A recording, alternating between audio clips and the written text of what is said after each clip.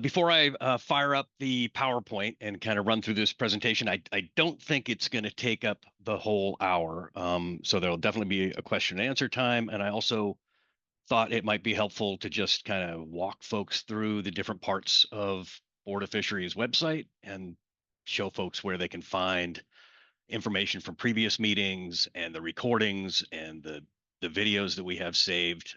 I think a lot of it is really helpful for folks to to get familiar with the process, to look at or listen to some of the previous meetings. And you can hear, I mean, a lot of times some of it is the same discussion that's been had at Board of Fisheries meetings every 3 years, going back quite a ways on some of these issues. So let's jump into the PowerPoint here. Get this started here.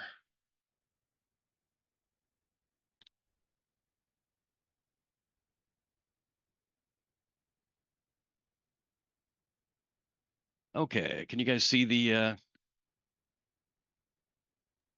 Nope, nothing yet. Oh, there we go. Now it just popped through. all right. Yep, we can see the notes too, though. It's not in presentation. Yeah, I'm just about to start that up. So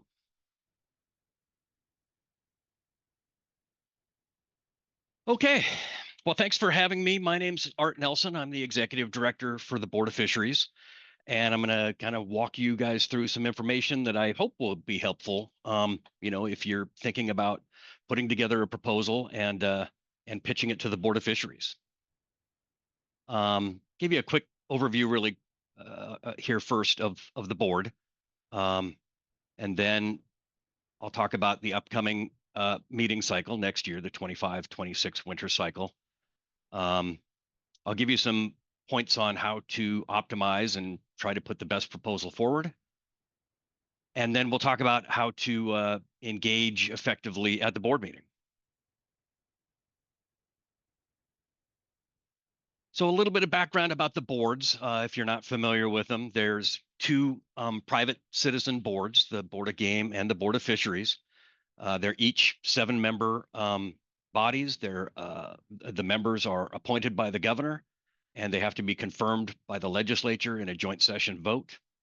The boards are empowered to make the regulations that manage fish and wildlife, and that the agencies of the Department of Fish and Game and Public Safety carry out the management and enforcement of that. It's an intensely, sometimes exhaustively public process. The issues are put forward by the public or by advisory committees, and sometimes by the department. Anybody can submit a proposal to the board. I think that's one of the strengths of the process. And then the issues, that are put forward in proposals get reviewed and commented on by the public and advisory committees, giving advice to the board on how to handle each of the proposals.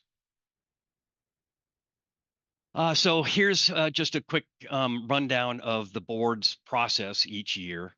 In the fall, we will open the call for proposals for the next year's meetings. So right now, we've got the call for proposals open for next year's meetings. That includes Bristol Bay. The call for proposals is open till April 10th. After we get all the proposals put together, it takes quite a bit of time assembling them, grouping them into similar types of proposals. That we usually have the proposal book done by August, sometimes early September, depending on how much work needs to go into it. All advisory committee members for the areas under consideration get copies of the books mailed to them. We unfortunately don't have enough, the funds to print lots of extras. Sometimes we do have some extras that we can provide to the public, but like I say, the advisory committees get them automatically, and then we also post them on the board's website for the public to review. Then the public has a chance to go through everything and comment. We open the comment periods for each meeting well ahead of time. And then that written public comment period closes 2 weeks prior to the start of the meeting. And then we hold the board meeting, of course, and after the board votes all the proposals up or down, and or possibly amending them, then the proposals that are carried get put into effect. I'm gonna I'm gonna jump over to the board's website here in just a second. This is a screenshot of the board's homepage. I've got the arrow pointing to the forms page, the link to the forms page, and that's where you can find the proposal form and the link on where to submit it. We've still got one more regulatory meeting coming up just next month. And so we've got this a link to public comment for that meeting. I think once we're done with this next meeting, I'll probably put a prominent link right on the homepage on where people can submit the proposals. And again, you've still got a couple months to get those in. As I mentioned, it's April 10th for the deadline. So let me see if I can get out of this, and I'm going to go over to the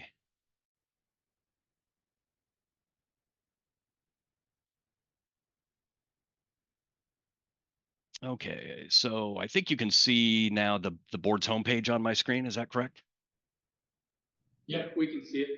Okay, gotcha. So I'm going to jump into the forms page and show you what we've got over there. Here we've got links to the Word document that's our proposal form. I'll show you a picture of that later. And then here is a link to where you can submit it. So the Word document is, get this opened. Here's the proposal form. There's just some information in the first couple pages about filling it out. And then here's the proposal form itself. This has been pretty standard for quite some time. There's a new section the board decided to add just a couple years ago. I don't think this was on the proposal form last time Bristol Bay came into cycle. And it's this last question about basically trying to see if folks have collaborated with others, including encouraging them to work with the local Fish and Game Advisory Committee in the development of their proposal. And then here is the link to where they can be submitted. You can also fax the proposal form in or mail it to the board office in Juneau. But the easiest is to fill out the Word document and then upload it through this link. This is if any of you have submitted written comments to the Board of Fisheries recently, we've got this. This is the same type of electronic portal that we use for comment submissions, and so it may look familiar to you if you've used it in the past, where you just fill out some of your contact information. It's really important for an email address and phone number. Here we don't publish this information, but if we have questions on the proposal, before we publish it, we need a way to get in touch with you.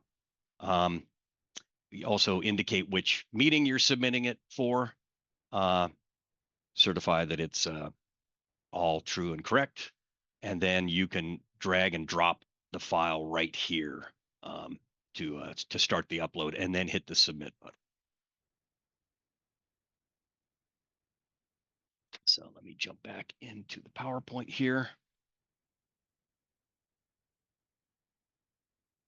So here's the two screens I just showed you previously, the proposal form and the a snapshot of what the submission window looks like. On the proposal form, if you haven't filled this out before, again, it's got this same check boxes here for which meeting are you submitting it for. It asks for the Alaska Administrative Code number. This is just the regulation number, for instance, like 5 AAC chapter 33 point, XXX. If you don't know the regulation that you are looking to amend, you don't have to necessarily include that here. We don't expect folks to be experts on the regulations particularly, but if you reach out to either department staff or board staff, myself, we can help you find this regulation number so that you can cite it in your proposal. And then it asks you to explain, what's the issue that you want the board to take a look at, and just kind of explain it in general. What do you think is a problem, or what do you think needs to get changed? And then the next question is, how do you propose this be fixed or corrected?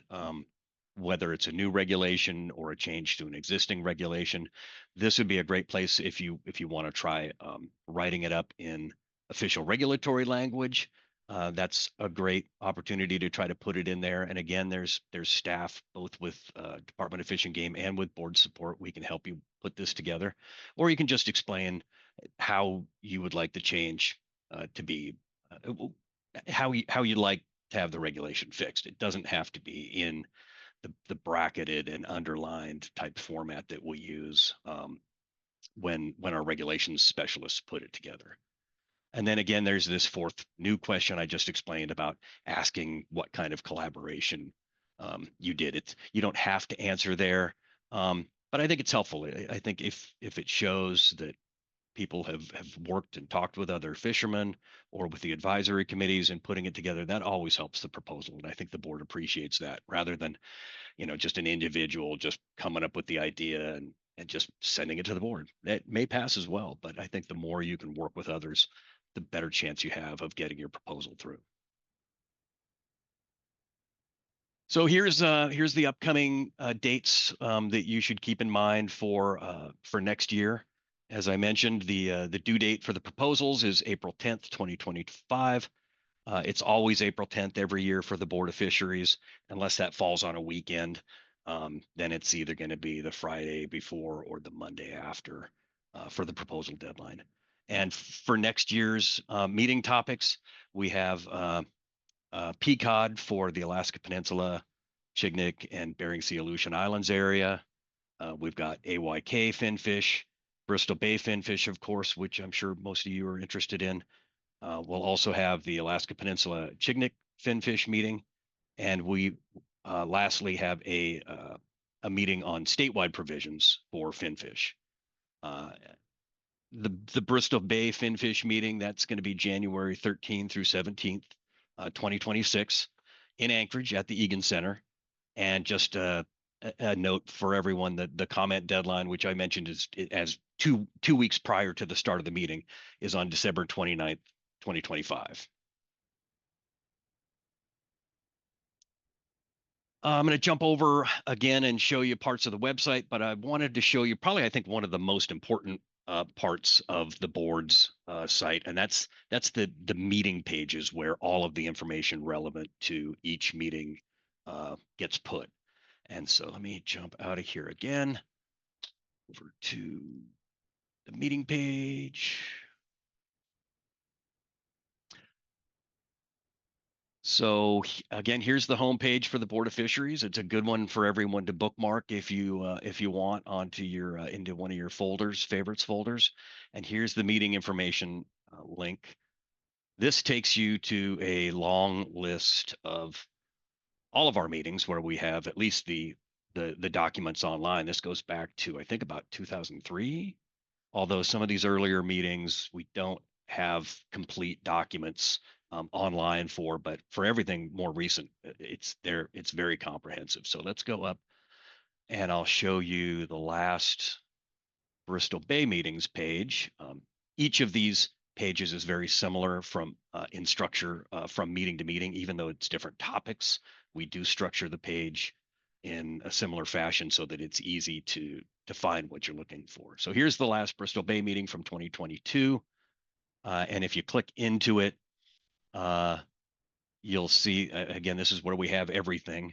One of the important documents to look for is usually within a couple days to a week of the meeting getting wrapped up, is I put together a meeting summary, and that gets put right at the very top of the page where you can go into it and look down the entire list of proposals and find out whether it passed, whether it failed, what the vote was, and whether it was amended. And if it was amended, I usually can also provide a link to the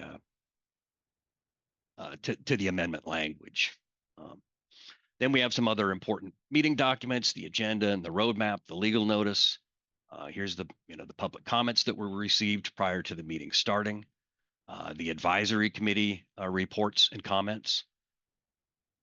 And then we also put together an index of the comments you could take a look at, and it goes down proposal by proposal, and it summarizes just a quick snapshot of how many people supported it, how many people opposed each proposal. We have the department comments. This is sometimes just called RC2. It's a numbering system we use. Let me jump back a little bit and explain the way we refer to documents if you're not familiar with it. When written comments are submitted prior to the meeting, we call those public comments. That's these up here, and we give them a number. And so it starts with PC1, and in this meeting, it looks like we had 78 total. So we call those PCs, and then have each has their own number assigned to it. The documents that are submitted during the meeting, written documents during the meeting, we call those record copies or RCs, and they get numbered as well. So RC1 is a number that we reserve for what we call the quote meeting binder that the board members get. We also have copies out on the public table that the public can look through as well. And it's where we have all of this information, the agenda, the roadmap, the notice, and the comments and AC comments, and some other information goes in there. And that's the RC1 binder. RC2 is the staff comments. This is the Department of Fish and Game's staff input on the proposals. It explains what the effect of the proposal would be and what the department's position is on the proposal, if the department has a position. Typically, a lot of the proposals that get submitted are allocative between user groups, and the department stays neutral on those. So they may not have a position on a lot of the proposals. We also put up all of the written reports that are prepared by the department specific to the meeting. We put copies of their oral reports and their slideshows up on the meeting page, and so folks can follow along with those as they're getting presented if you don't happen to be at the meeting and maybe you're just listening to it remotely. And then sometimes the department puts together a list of additional reports. They're not prepared specifically for the meeting, but department staff feels that there's information in these reports that the public might find useful, public and board members might find useful. We'll also put together, sometimes this Commercial Fisheries Entry Commission or the wildlife troopers may put together reports and or memos specific to the meeting. We'll post those on this page as well. You can find all of the meeting proposals for that meeting. Again, this is the one from 3 years ago, but you can get into it and, for instance, look at the proposals that dealt with subsistence salmon. There were 3 that fell into this category, and we put those up here, and you can click directly to each proposal, or you can just download the entire PDF of all of the proposals for the meeting in one single file. And then this list gets populated as the meeting goes on. As I mentioned, those first 3 RC numbers are reserved, so the RCs here usually start with RC4. And this is just everything that gets submitted during the meeting. Sometimes it's copies of someone's testimony, like for instance, this one right here is somebody's a printout of what they said in their public testimony. Then we'll also, once the board starts getting into deliberations and voting, sometimes there'll be substitute language that gets written up in regulatory format, like right here. Here's some of them that board members put together, and we'll submit those to the record so that everybody can see it.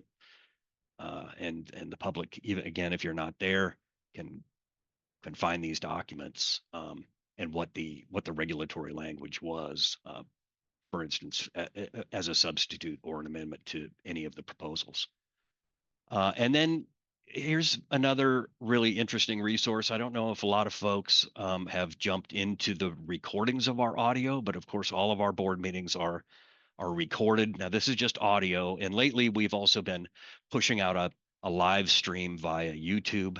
I'll show you that on our YouTube channel here just in a little bit.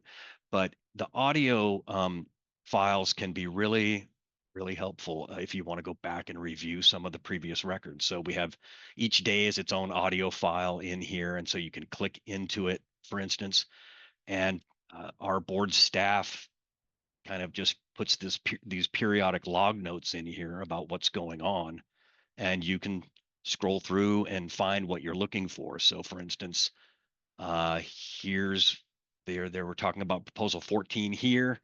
And there it even says this is when the final vote was taken. So you can click on any of these timestamps and listen to the recording starting at that point in time. So this can be really helpful. One interesting thing here, especially if you want to use our YouTube videos, is that most of our newer YouTube videos, we've got a time clock running that's in the screen on the YouTube feed. And so if you see the time of day here, um, then you can jump over to the YouTube video and find that same time of day. And they should be close within about 15, 20 seconds of each other. Sometimes YouTube's got a little bit of a delay, and that can affect the exact timestamp, but it'll get you really close to what you're looking for. And then you can watch the video part of it rather than just listening to the audio that we have here. So as I mentioned, we've been putting out a live feed via YouTube in recent years and saving these videos. Sometimes it takes me a little while to get them put together, but what I've been doing is I organize each meeting into a playlist. Again, each day is kind of its own video. And so if you're looking for previous meetings, go to the playlist and you can look and find, here's the playlist for the last Bristol Bay meeting. Oh, not gonna bother with that, but anyway, this has everything in it, and you can jump to different days. It's sometimes they don't get put in order, but I did manage to get these in order, so you can jump to day 1, 2, 3, 4, 5 of the meeting, and watch it. Now, I think this was the last year before I got the time clock that shows up in the video, but that'll be really helpful, I think, in the future for folks if you want to catch the video.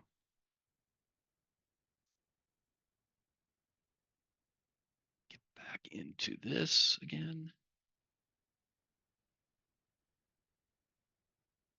So things to do before the meeting starts. Of course, you'll want to review the proposal book, and again, if you're on an AC, you'll get a copy of it sent to you, or you can pull it off the website. Again, that's usually available in the late summer, either late August, early September. Again, as I mentioned, you can submit written comments. Those are due 2 weeks prior to the start of the meeting. We've got a pretty generous page limit. I think it's up to 100 pages of written comment prior to the meeting. Most people, of course, don't put in comments that lengthy, but sometimes more material is needed, and so we've got a very generous page limit for the public there. And you can monitor the board's page. As the meeting gets closer, generally we try to have everything posted up 2 weeks prior to the meeting, as far as the department's reports and the staff comments document that the department puts together. The public comment period, again, closes 2 weeks prior. It generally takes us a couple days to get those compiled, so those don't go up right off the bat, but usually within 2 or 3 days after the comment deadline ends, as long as we don't have a ton of comments, we'll have these posted up on the meeting page, so you can go and review everyone else's public comments and see what they're saying about things. And then we'll also have the advisory committee reports, the staff comments, again, the reports, the written reports the department puts together. Prior to when the meeting starts, usually we'll get these put up either the day before or the morning that the meeting starts. We'll get the copies of all their slideshows put up on there so that so you can follow along with those if you're not in the meeting room. And if you are at the board meeting, it's a great opportunity to engage. I know I saw some familiar faces there. I think I saw Frank and Fritz in the audience. But if you haven't been to board meetings before, this is kind of a typical agenda. The meeting will start with introductions of the board members and the department staff that are around the table and in the meeting room. The board members will give their ethics disclosures regarding, any of their financial or personal interests, and if they have, for instance, an interest in the fishery, they'll disclose it there, and there'll be a discussion, and sometimes they'll recuse and not participate on certain proposals if it's determined that they have a conflict of interest. Uh, then we receive the department's staff reports, oral, slideshows, and information relevant to the issues at hand at the meeting. Something new since the last time we had a Bristol Bay meeting.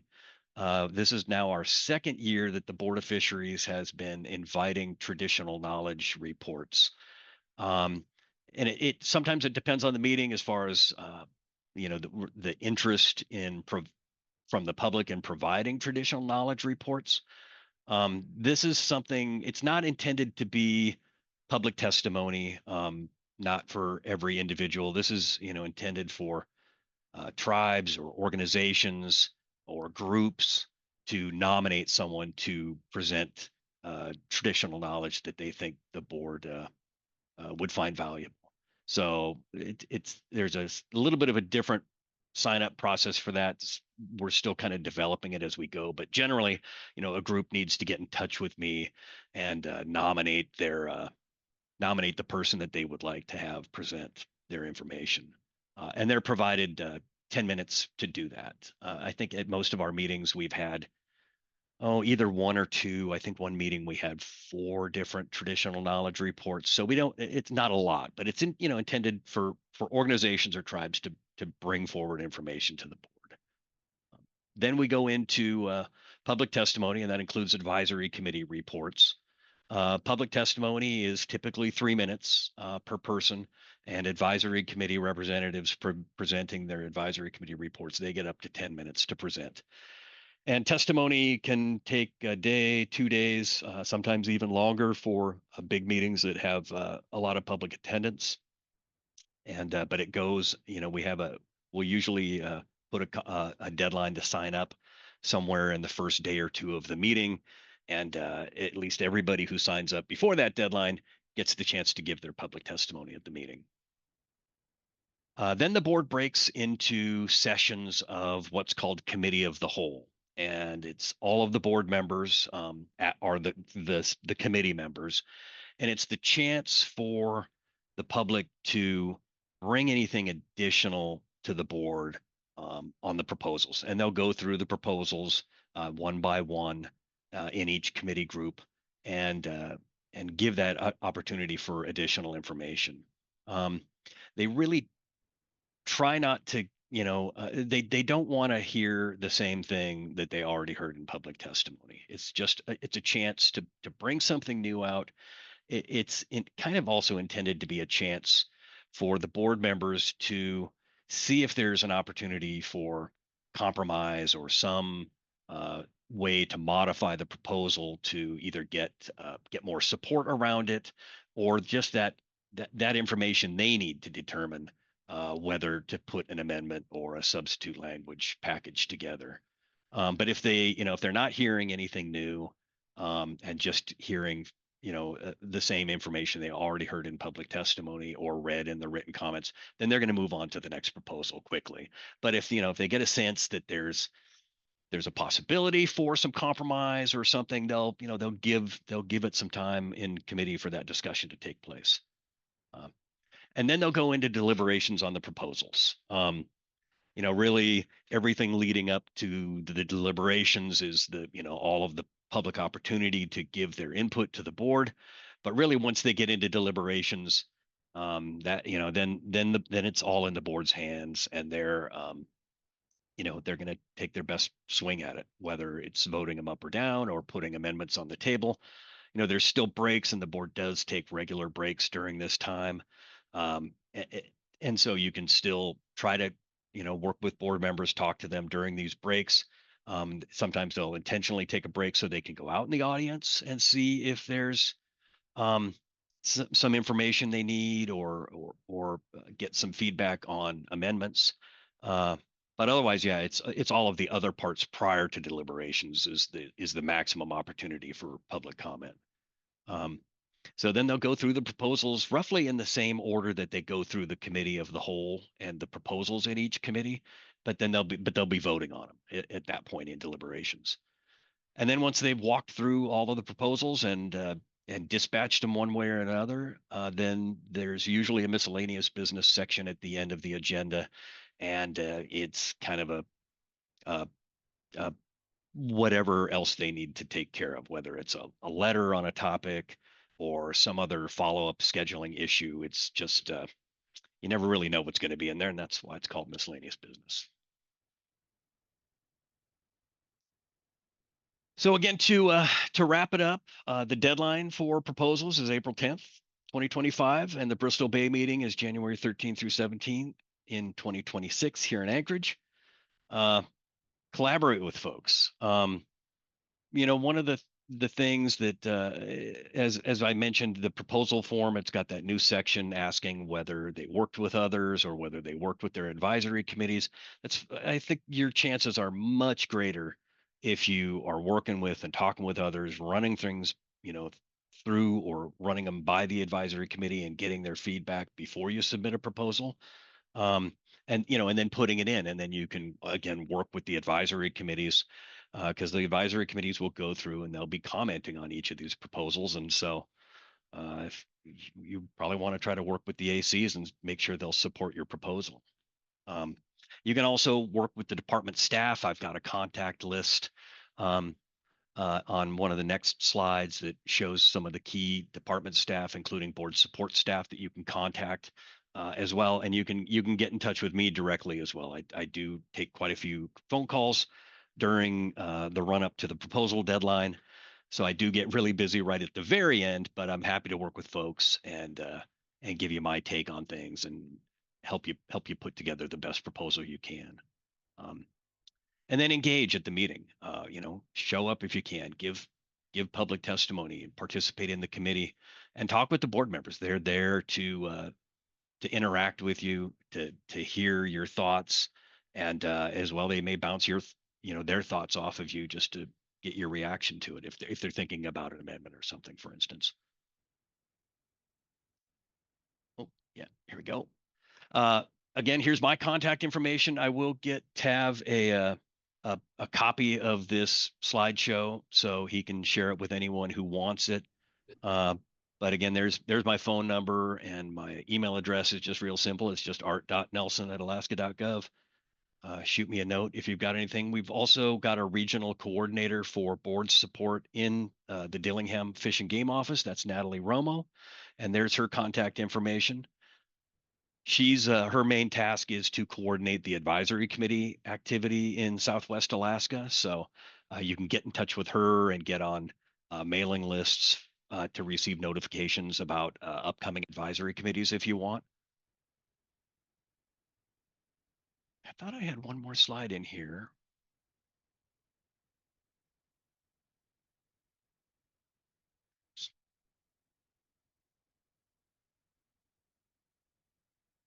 Where did it go? I don't know why it was jumping over that one.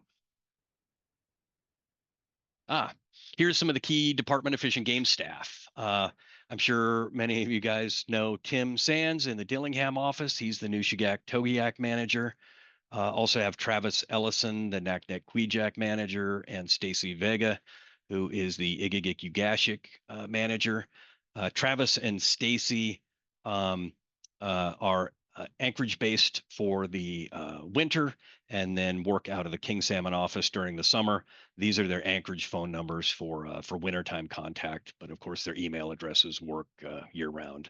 And again, there's Natalie's phone number and email address. I think, yeah, I don't know why it was jumping over some of these slides more quickly here. I'm sorry, I don't know why it did not show that one in the walkthrough when I did it earlier, but here was some hints about putting together your proposal. Putting in a proposal isn't like a ballot initiative, and getting, 15 people to submit the same proposal doesn't really move it forward. I mean, the board will see that there's, a dozen or whatever proposals on a certain thing, but really it's better to, put together a proposal. You can put multiple names on the same proposal, um, showing some support from multiple individuals. Um, but yeah, just spamming the board with proposals doesn't, in my opinion, doesn't really move things forward. Um, be professional and respectful. We will we don't typically do much editing to proposals, but if there's insulting or derogatory language in there, we will either edit that out, or we may pull the proposal altogether if it can't be saved. Um, it's got to ask for a regulatory change. I know there's other things that people would like the board to engage in, whether it's increased funding or more enforcement or a variety of other things. But proposals are the vehicles for regulation change. And so if it's not asking for a change in regulation, it's not going to get published in the proposal book. Again, the vast majority of the proposals that do get submitted do make it into the proposal book, but some of the submissions don't, and that's one of the reasons it may not get in there. Another one of the common reasons that a proposal won't make it into the book is it could just be the wrong year, and someone just didn't know the board's cycle, and so we won't publish something if it's not relevant to the meetings coming up and the areas under consideration that year. As I mentioned, if you can come up with specific regulatory language for the change you'd like to have, um, or if you can cite the regulation you're looking to change, that's helpful, but it is not necessary. We don't expect folks to be experts at drafting regulations. Just do your best in explaining what's the problem or the issue that you think the board needs to address, and how do you think it should be addressed? What would the change be that would help? And again, it does not have to be in specific regulatory language. We don't do editing on your proposals for spelling or grammar, so do your best at it. But again, we're not looking for perfectly written documents. Just take your best swing at it, and the board will take it from there. And again, ask for help. That's what I'm here for. That's what Natalie's around for. Any of the department staff, Tim, Travis, or Stacy, can help you specifically, in fleshing out your idea a little bit. They can give you their reactions on whether they think that would help them or make it more complicated for them.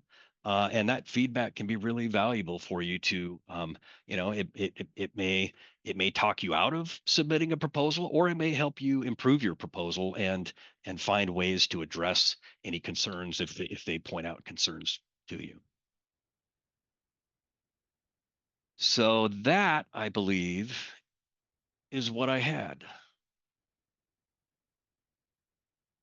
I'm going to go ahead and stop sharing here for a moment, but I can jump back into the slideshow if there's anything that.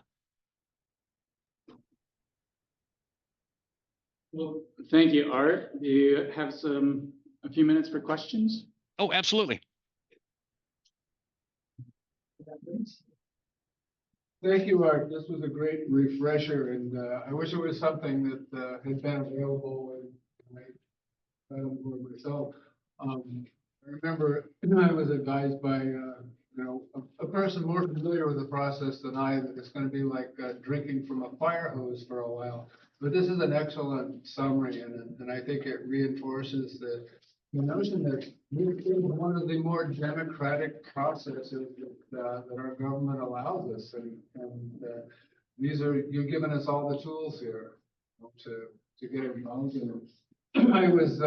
I was really interested to see the addition of a traditional knowledge section, which is apparently routinely added to this Board of Fish discussions.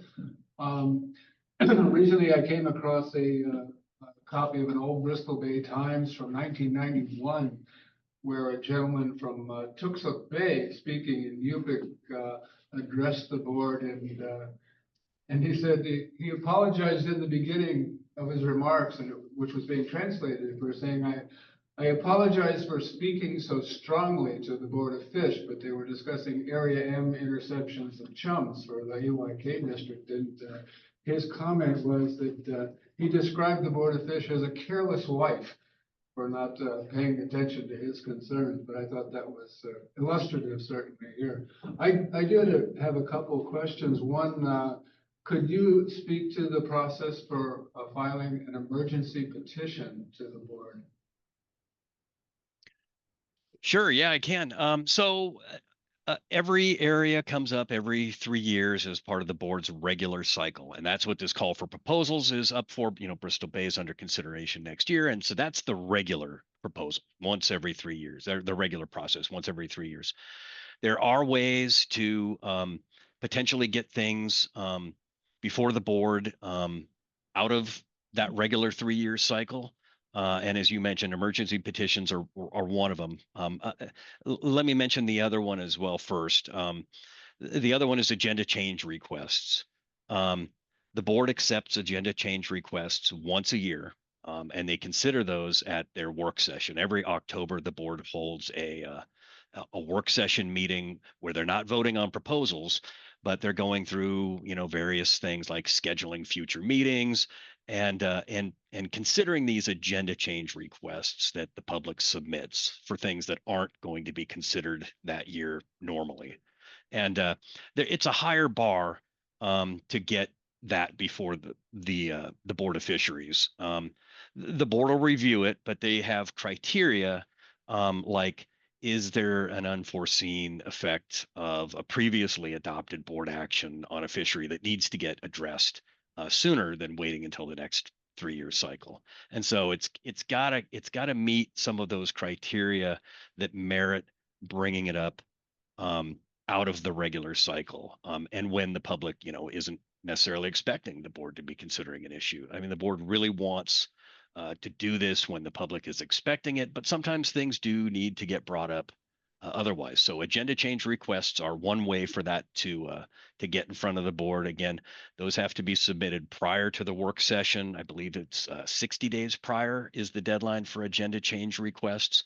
And if you go to that same forms part of the Board of Fisheries page, a little further down on that is some information about agenda change requests and what the criteria is for the board to potentially accept those. Now, an emergency petition is another way to get something potentially before the board outside of the regular cycle.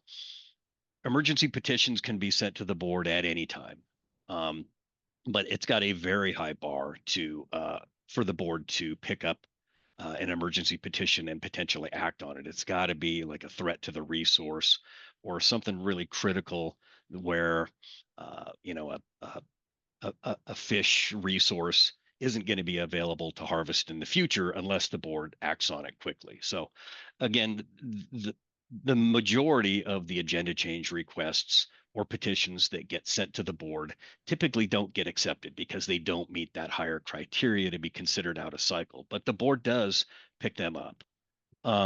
So if the public has questions on that, definitely get in touch with me if you're thinking about an agenda change request in the fall or an emergency petition, and I can give you that guidance that the board is going to consider in deciding whether to take that issue up out of cycle. And Art, if I could, just to follow up, what's the vote requirement for an emergency petition? Is it just 2 board members can recommend or can agree to call at least a discussion to whether or not to have it, which would force the board to have a discussion on whether or not an emergency petition ought to be considered? Is that correct?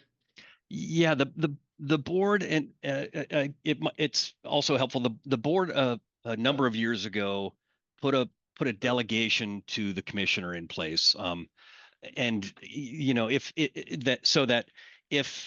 an emergency petition is received within I believe 30 days of a regularly scheduled meeting, then the board will consider that at at their meeting that's going to be within 30 days of the receipt of the petition. If a petition is received outside of 30 days prior to a regularly scheduled meeting, then the board delegated to the commissioner of Fish and Game the ability to make the decision on whether the petition meets the criteria about whether it should be taken up out of cycle. Now, that's not necessarily on the merits of whether what the regulatory change is. It's like, is there a resource problem that's threatening the resource, or is there a harvestable surplus that's not going to be available? And so the commissioner will make that judgment call on whether it meets the petition criteria. And if he does feel it meets the criteria, then he'll call a meeting of the Board of Fisheries. If he decides it does not meet the criteria, then he will deny the petition and he'll inform the board of his denial of the petition. But if two board members, as you mentioned, disagree, they can call a meeting on that topic and proceed with the petition if they feel that that it does meet the criteria. Thank you, Art. And I just have one more. There are two board members who, We open it to other folks to ask a question. yes, please. I'm sorry. I don't mean to hog the mic. I was curious if you know how we could best use this as an opportunity to combat the governor's new proposal to open up all this farm fishing in our, is it how, and if he does open up farm fishing in Alaska and to monetize that, will that affect Bristol Bay, and is that aimed at Bristol Bay? And if so, how can we combat that? Well, that's a bill in the legislature right now. So I think, your best avenue to approach that would be to contact your legislators and give them your thoughts on it.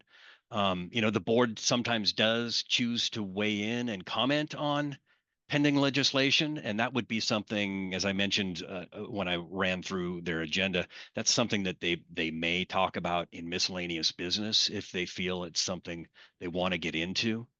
But otherwise, yeah, that's going to be fought out in the legislature, at least as far as whether his bill gets passed or not. We could compel the Board of Fisheries to prohibit the governor from doing that in our region by proposing, I don't know. Yeah, the legislation he's proposing is either a change to or new statutes, new laws. The Board of Fisheries doesn't have the authority to make laws. It has laws that have been written to guide what the authorities of the board are, and then the board has to act within the confines of those laws. And so they can't overrule a law. They have to work within their authorities. But again, the board could choose to weigh in and give their advice to the legislature on whether that bill should be approved or rejected. But that's, you should reach out to board members if you want. Oh, let me show you one other quick part of our website. I'm going to share this page real quick.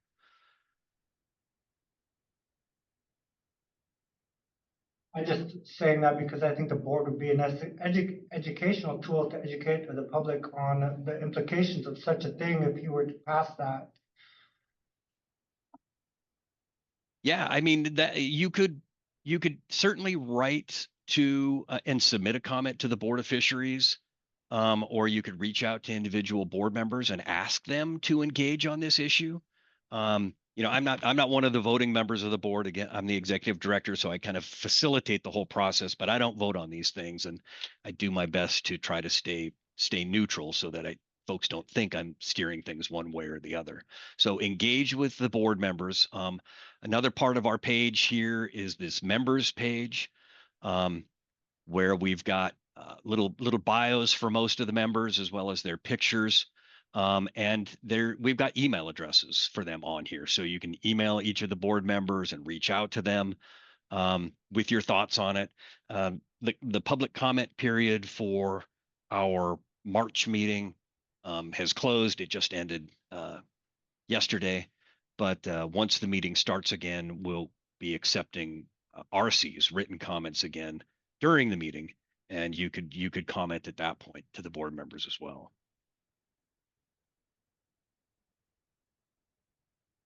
There was one comment in the chat about taking comments at the AC. And if the AC does not allow for public testimony. Most ACs do. I don't believe they're required to, but they